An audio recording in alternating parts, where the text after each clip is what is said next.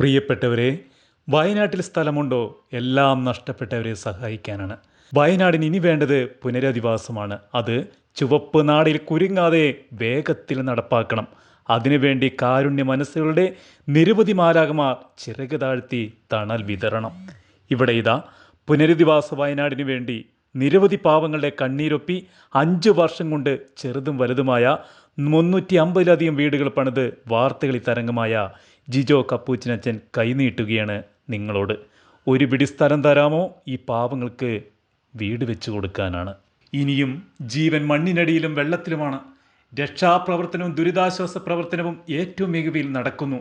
എന്താണ് ചൂരൽമല, മുണ്ടക്കൈ എന്ന വയനാടൻ മലയോര ഗ്രാമങ്ങൾക്ക് വേണ്ടി ചെയ്യേണ്ടത് എന്ന് ചോദിച്ചുകൊണ്ട് എന്നോട് സുഹൃത്തുക്കൾ പലരും സന്ദേശം അയക്കുന്നു.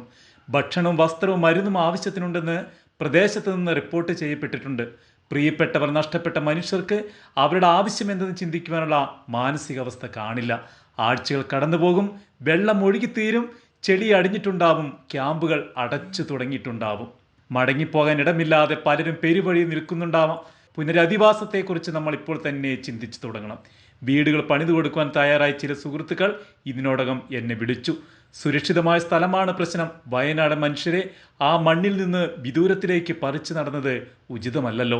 വന്യമൃഗശല്യം കാര്യമായില്ലാത്ത, പ്രകൃതി ദുരന്ത ഭീഷണിയില്ലാത്ത സ്ഥലം ഈ മനുഷ്യർക്കായി വിട്ടുകൊടുക്കുവാൻ സന്മനസ്സുള്ള വയനാടൻ സുഹൃത്തുക്കൾ ഉണ്ടെങ്കിൽ ബന്ധപ്പെടണേ.